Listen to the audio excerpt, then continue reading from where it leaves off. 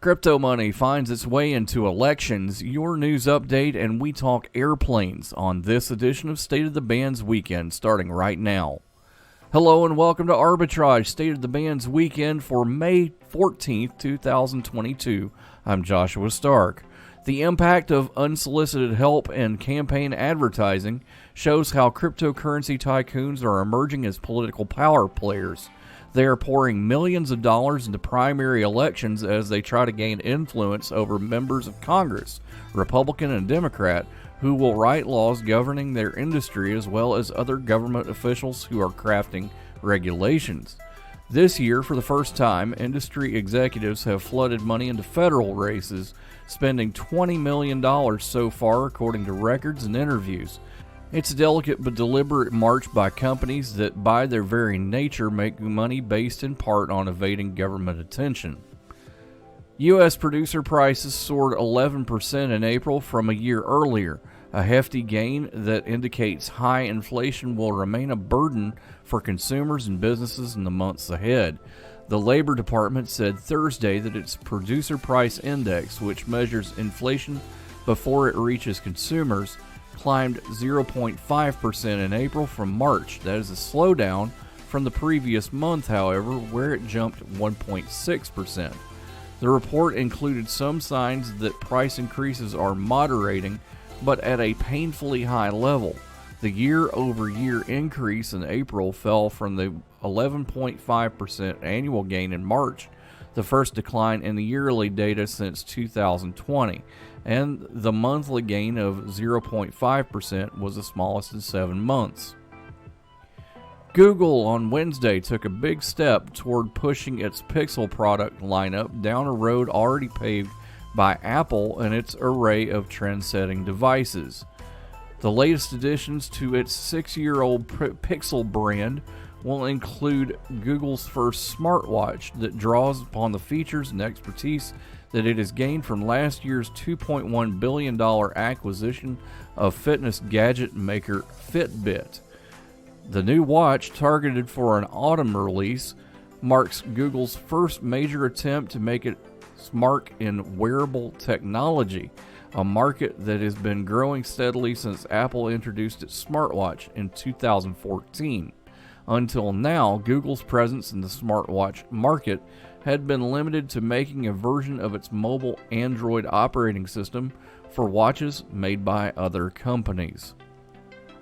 Students at a high school in the western German town of Schleiden on Wednesday buried a longtime member of their community, a classroom skeleton that had served as an educational specimen for generations of pupils. Around 80 students, teachers, and town officials took part in the ceremony at Schleiden's Protestant cemetery, where the bones of the unknown woman were buried in a small coffin featuring symbols of all major world religions. "We are indeed laying to rest a member of the school community to their grave," said Pastor Oliver Joswig.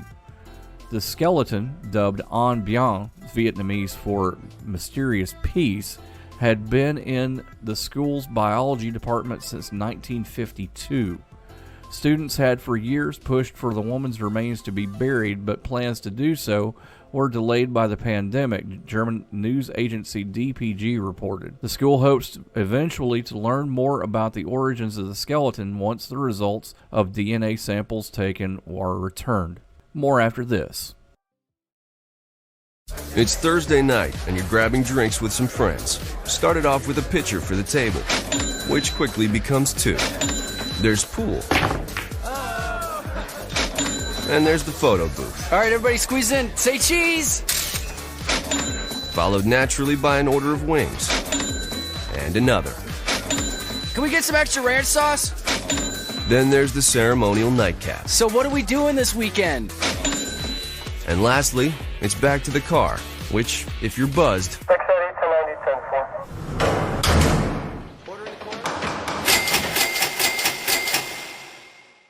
could be the most expensive night of your life. Getting pulled over for buzz driving could cost you around $10,000 in fines, legal fees, and increased insurance rates. Nothing kills a buzz like getting pulled over for buzz driving, because buzz driving is drunk driving. Brought to you by the National Highway Traffic Safety Administration and the Ad Council. This week's State of the Band's blog includes, don't eat that, you don't know where it's from. I always feel like somebody's watching me, and Royce and I play with planes. All this and more in this week's State of the Band's blog, available now at arbitragetrade.com. Now let's go to the president and CEO of Arbitrage, Mr. Royce Wells, for more. Royce, good to see you. Good to be here. So, they say that things that are good for you don't taste good, and they say that things that are bad for you. That is very true. They say things that are bad for you, you know, they're not good for you. Well, people have been saying that for years about bacon, and I'm just saying I'm still a fan of a club I all day. am a big fan of bacon, and since I'm a carnivore diet person, it fits right in. Yeah, the keto works. It works. Gotta love that. I'm down 15 pounds, by the way. Yeah, I think I'm up 15 pounds. Stop that. Maybe I give it to you. But in our Arbitrage Digest this week, we're talking about things that have been banned in other countries and things that are legal in other countries. I mean, So you're saying it couldn't be digested is what you're saying. Well, okay, for example. Okay, what do For you example, Mountain Dew has been banned in certain countries. That should be against the law. I know, right? Developed in the 1940s to be a mixer for whiskey or something like that.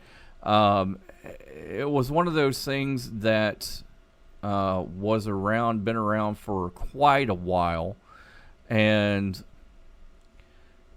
then in 1964, PepsiCo bought it, and it's been a legend for years. But it's got something called brominated vegetable oil, BVO.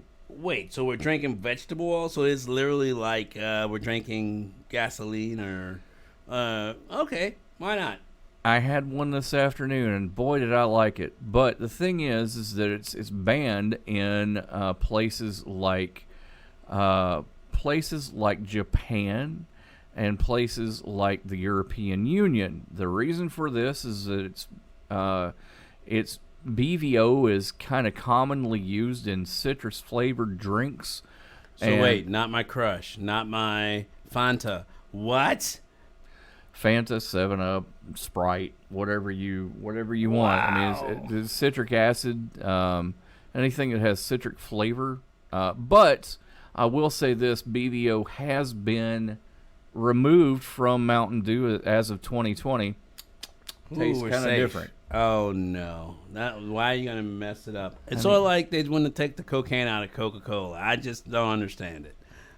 I think that's a different thing, Royce. Hey, same principle, right? It doesn't taste the same. But let's talk about ractopamine. Okay. Ractopamine is an additive in animal feed that promotes muscle growth, kind of like a steroid. Oh, excellent. Well, that's actually allowed for use in Japan, the United States, South Korea, and New Zealand. So that's how Popeyes get their chicken that big? Yeah, really? But whoops. Okay. But it's said to be part of negative health outcomes such as muscle tremors and things like that. So it's banned in some countries. Yikes! That's not good at all. Yeah.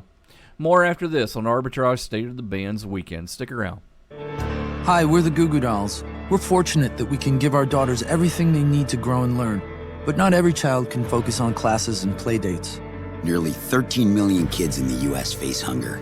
That's 1 in 6. School lunch might be their only meal each day, and it's heartbreaking to imagine any child going to bed hungry. We're dreaming of a perfect day when kids can smile, play, and just be kids without worrying about where their next meal will come from. Feeding America is working to make that perfect day a reality. Each year, the Feeding America network of food banks rescues billions of pounds of good food that would have gone to waste. That food is given to families and children in need. Being a kid should be about doing things that make an ordinary day extraordinary. Learning to play an instrument, building a sandcastle, hosting tea parties. Hunger should never be an obstacle to growing up. You can help end childhood hunger in your community by visiting feedingamerica.org. Brought to you by Feeding America and the Ad Council. Facial recognition startup Clearview AI has agreed to restrict the use of its massive collection of face images to settle allegations that it collected people's photos without their consent. The company, in a legal filing Monday, agreed to permanently stop selling access to its face database to private businesses or individuals around the U.S., putting a limit on what it can do with its ever-growing trove of billions of images pulled from social media and elsewhere on the internet. The settlement, which must be approved by a federal judge in Chicago, will end a 2-year-old lawsuit brought by the American Civil Liberties Union and other groups over alleged violations of an Illinois digital privacy law. Clearview is also agreeing to stop making its database available to Illinois state government and local police departments for 5 years. The New York-based company will continue offering its services to federal agencies such as U.S. Immigration and Customs Enforcement and to other law enforcement agencies and government contractors outside of Illinois. This is a huge win, said Linda Huadl Toletero, president of Chicago-based Latina Mothers in Action, who works with survivors of gender-based violence and was a plaintiff in the case along with the ACLU and other groups.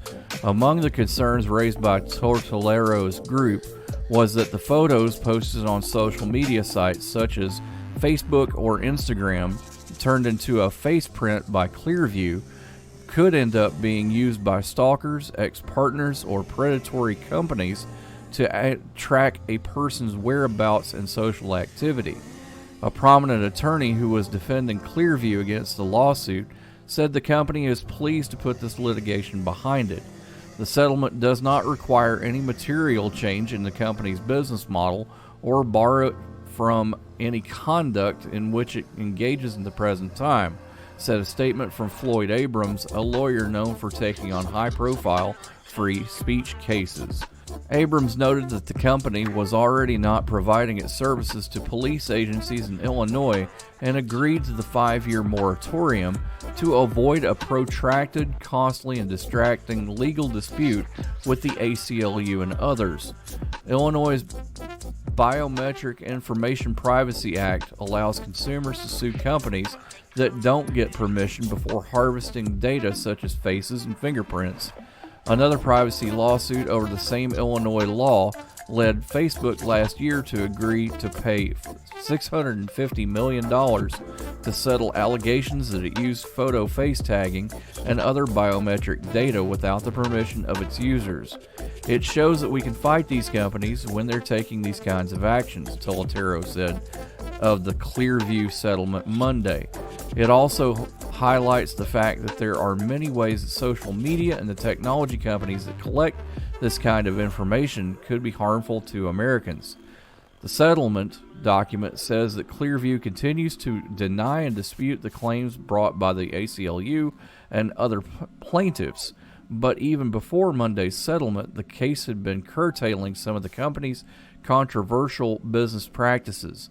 Clearview AI co-founder and CEO Juan Totat told the Associated Press in April that the company was preparing to launch a new consent-based business product to compete with the likes of Amazon and Microsoft in verifying people's identity. More after this on Arbitrage State of the Bands Weekend. Stick around. Okay, so Sarah, I'm dropping you off at Emily's? Yep. And Josh, you're going to? Soccer, Dad. Soccer practice. Right. Oh, by the way, I just wanted to let you know when I pick you both up, I'll be wearing my short shorts. What? No! Yep, and my dorky dad hat, and I'm gonna do my dad dance for all your friends. They'll love it! Seriously? Why? Because I like my short shorts. Of course, I could be talked out of it if you guys would just buckle up your seatbelts without giving me a hard time. It's important to get your kids to buckle up for safety, no matter what it takes. And sometimes, all it takes is your parental powers of persuasion. Okay, we're buckling up. See, all buckled. Good choice. I'll just have to do my dad dance at dinner time. What? No! Do what you have to make sure your kids are wearing their seatbelts, even on short drives. Never give up until they buckle up. A message from the National Highway Traffic Safety Administration and the Ad Council. Visit safercar.gov/kidsbuckleup for more information. Royce, you like football, wrestling? Yeah, both actually. Well, there are a few people who are wrestling.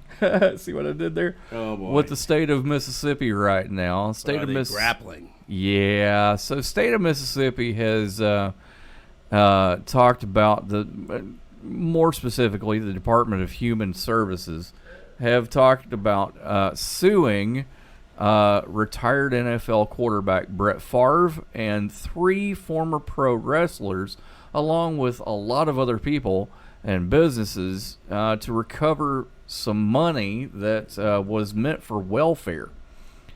Oh, yeah. Oh, yeah. So apparently, the lawsuit alleges that the defendants squandered more than $20 million. Woo! That's a lot of money. See what you did there. I don't know what you're talking about. This is what I deal with on a daily basis, everybody. I'm sorry, brother. Oh, my gosh, no. All right, so basically in early 2020, there was some people who were developing some things and basically took some funding from welfare to fund their company. The suit alleges that some wrestlers and a football player basically told them to invest the funding from that for things like drug rehab for Brett Diabasi, who is Ted Diabasi's son. Ted Diabasi, you know, as the $1 Million Man from the He sounds like a junkyard dog. See, this is why we can't have nice things. No, I think it's going. Go with it. Go with it. Here we go.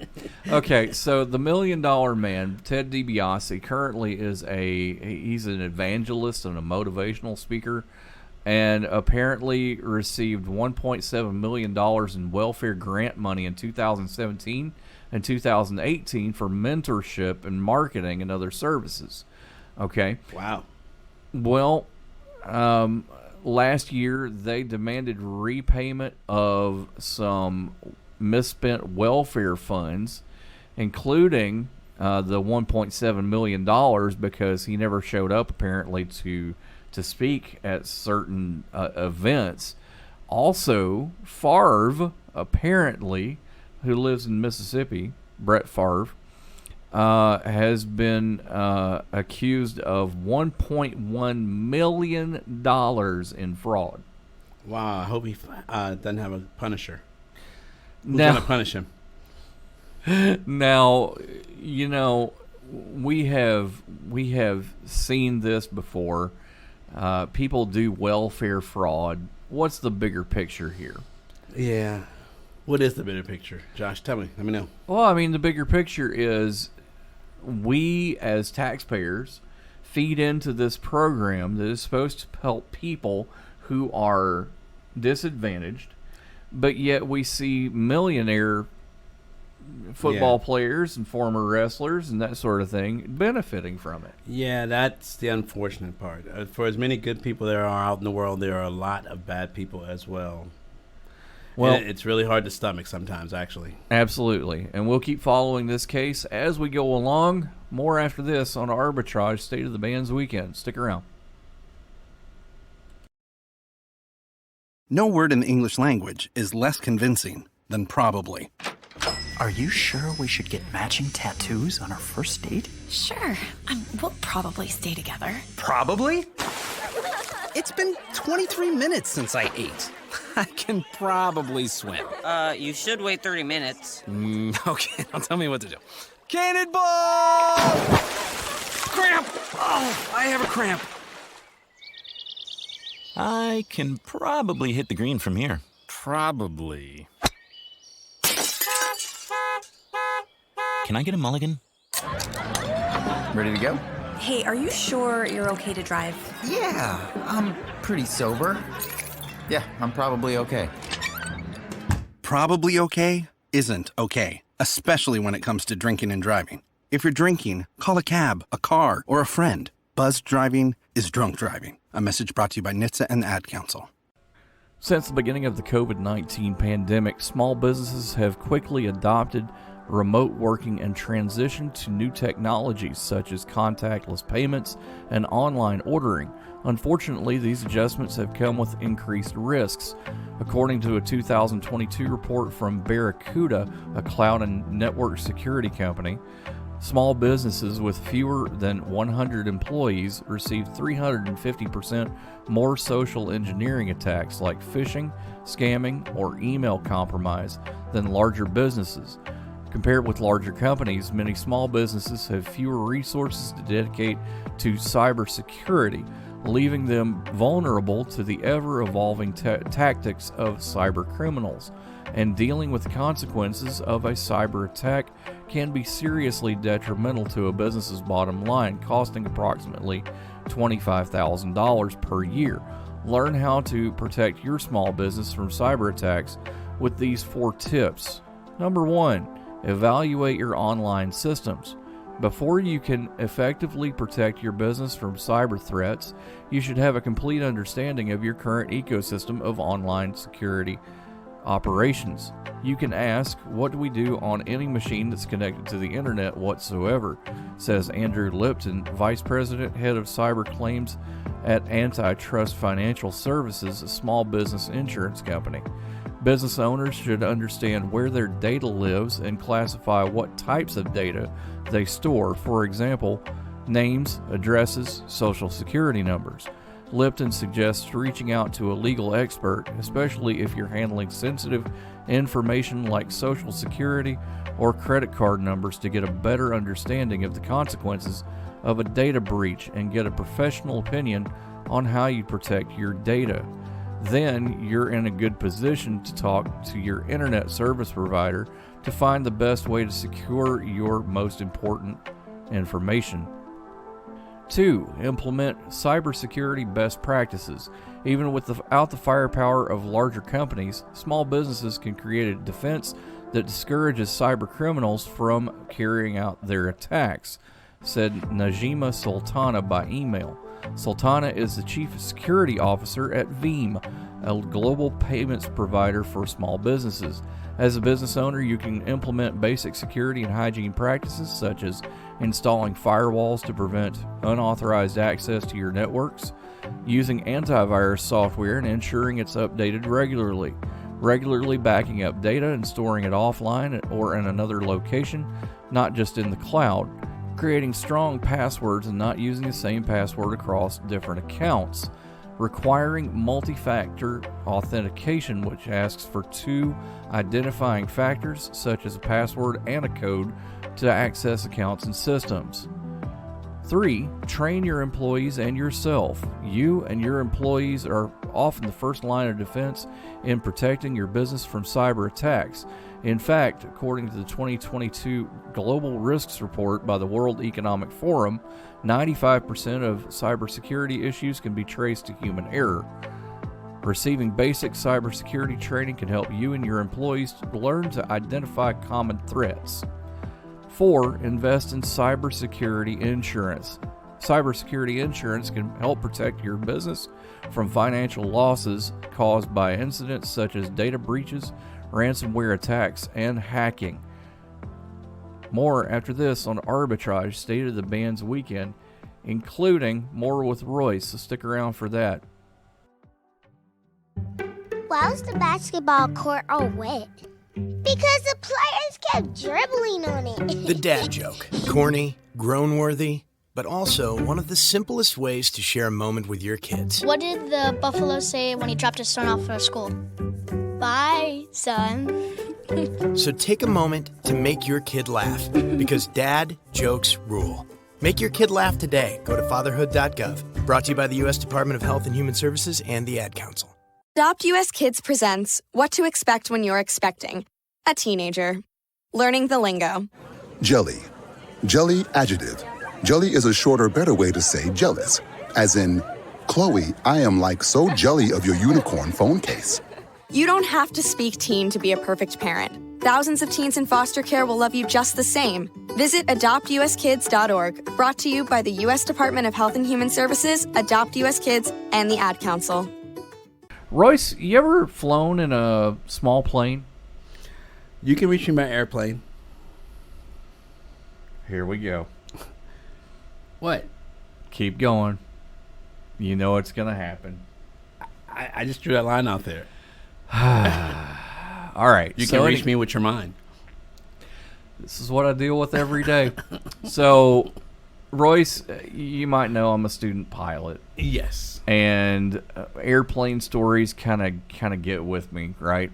Yeah. Well, a passenger in a small plane off Florida's Atlantic coast had a problem with his pilot. Well, he got sick apparently, and he was not able to fly the Cessna 280 that they were in. No. Oh, it's a single engine. It's a single engine plane. That's not good. Small plane, probably. So no autopilot, any of that. Well, pilot assist, rudimentary pilot assist. Okay. So, with the things that are going on in aeronautics, avionics, it's possible that he could have had some rudimentary wing levelers and things like that. But this passenger who had no idea how to fly a plane, and he said that on the radio, basically said, hey, my pilot has gone incoherent and I have no idea how to fly this plane. Got the right person on the radio, and he was able to fly the plane. And it's nice. And they landed safely? Well, kudos to that pilot. Right. So he's a new pilot. Don't know if he's going to continue with that training, but yeah.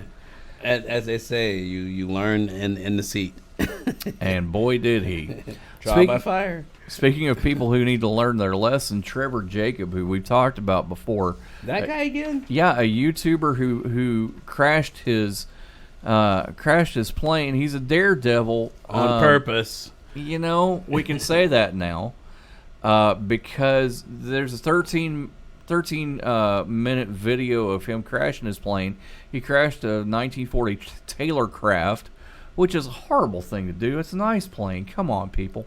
Right. So the thing is that he crashed it in Los Padres National Forest in California. Ooh. And really, the thing is that he staged the thing, and now the FAA have agreed with that. How do you prove that? Just wondering. Well, here's the thing. There's a lot of things proving that, and he put the video footage out on the internet. Well, there you go. The defense rests. If you, not quite. No? His certificate has been revoked, and he could appeal it, which means that he could keep flying until a decision has been made. But did he get fined for doing it? It should be illegal, and you should get some type of penalty for crashing a plane. So here's the thing. The FAA kind of have just yanked his certificate. Anything else could be a possibility. But I think that even qualifies as a terrorist act because you crashed a plane. That's a good point. But we'll keep an eye out on this story as well.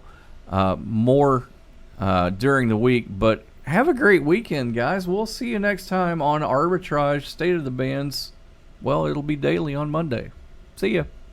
Arbitrage Trade Analytics, LLC, is a privately held market research company. Arbitrage Trade Analytics, LLC, is solely responsible for the preparation and distribution of the content of this podcast. The opinions offered in this podcast are for informational purposes only and are not intended to be investment advice. Seek a duly licensed professional for investment advice. For more information about the informational research and services offered by Arbitrage Trade Analytics, LLC, please visit arbitrage